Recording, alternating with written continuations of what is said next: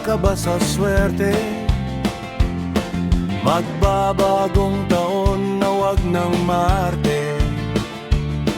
Buksan mo ang pinto mo sa gabi at wag nang magpante, para pumasok ang naiibang swerte.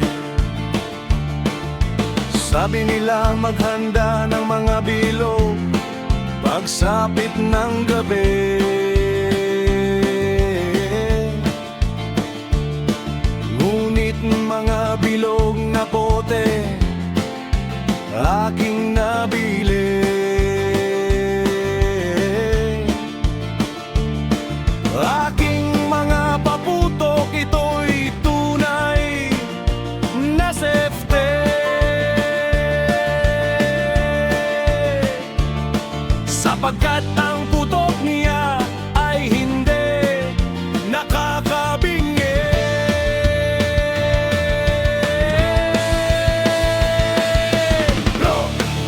Lok, aking paputok, witis na maliit na may buhok. Pag sindi tuloy-tuloy ang putok, maliit ito pero matinig at tahimik.